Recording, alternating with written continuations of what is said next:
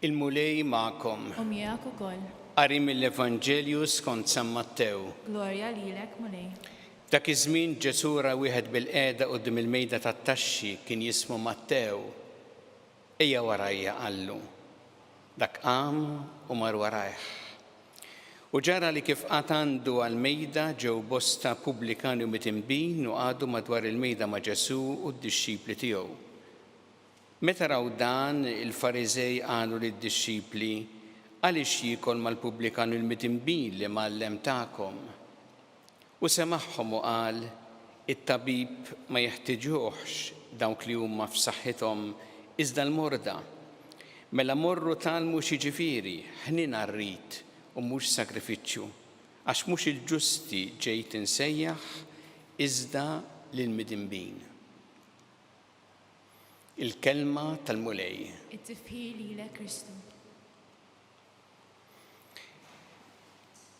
Fil-bidu tal-quddiesa dejjem hemm talba li fiha aħna nitolbu lil Alla jaħfrinna.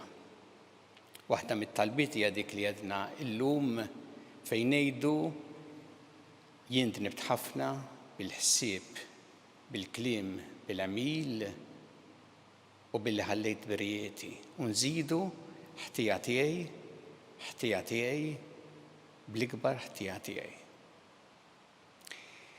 Mhix talba li ngħidu għall-kirjanza, mi talba li ngħidu bis-sinċerità tal-qalb. Għax nemmnu li aħna l-kull mitinbin li nersqu lejn il-mulej bit-talba li hu jaħfrinna dnubietna u jsalvana u jgħinna dejjem aktar biex ngħixu kif iridu. Hawn fl-Evanġelju hawn Ġesu imdawwar bnies l-Fariżej illi meta jħarsu lejn l-oħrajn flok din it-talba kienu jgħidu u jħossu fihom ħtija tiegħu, ħtija tagħha, bl-akbar ħtija tagħhom. Huma kienu jqisu lilhom infushom il-ġusti u l-bqija il-midinbin. Imma Ġesu jgħidilhom mhux il-ġusti ġejt insejjaħ iżda lill-midinbin u jurihom kif it-tabib ma jeħtieġuhx dawk li huma f'saħħithom iżda l-morda.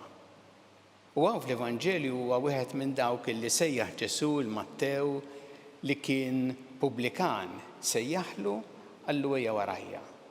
U dak qam u mar warajh.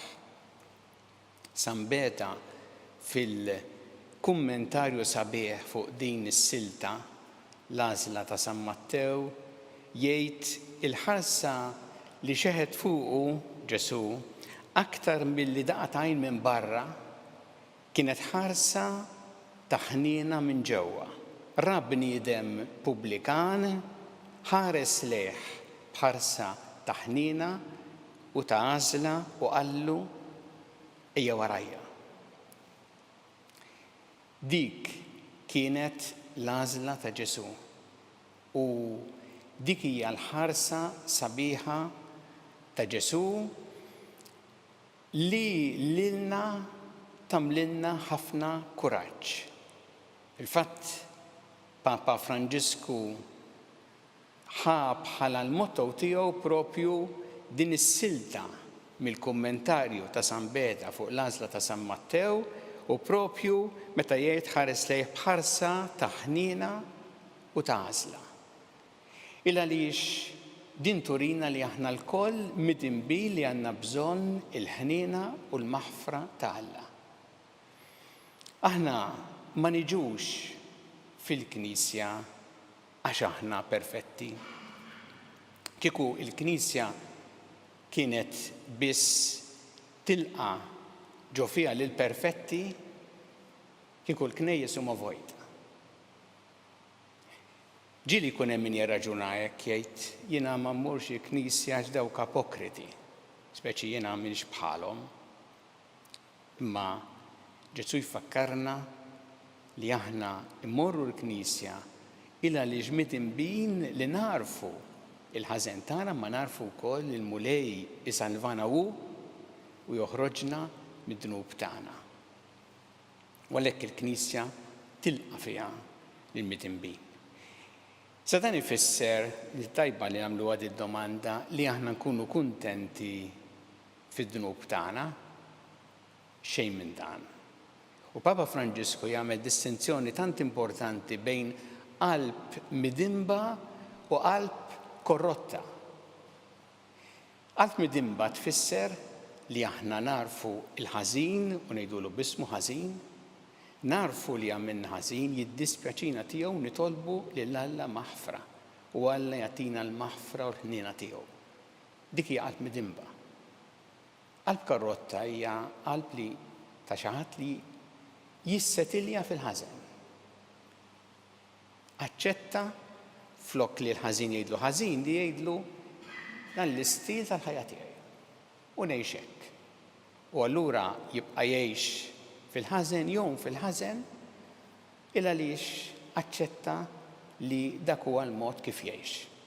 Biex niftehmu d-differenza bejn xi ħadd li jisraq xi ħaġa, jaraf li għamel ħażin, jitlob maħfra lil Alla permezz tal-qrar u jrodda lura. Dik hija qalb midimba li titlob il-ħniena tal-Alla. Qalb korrotta hija jekk xi ħadd jieħu iktar bil-moħbi minn taħt milli jidher, jieħu inkollu u jgħid x'fiha. X'ħadtek jagħmel daqshekk u jibqa' għaddej. U dak jażlu bħala l-istil tal-ħajja tiegħu. Dik qalb korrotta li ma taċċettax il-maħfra u l-ħniena tal-Alla.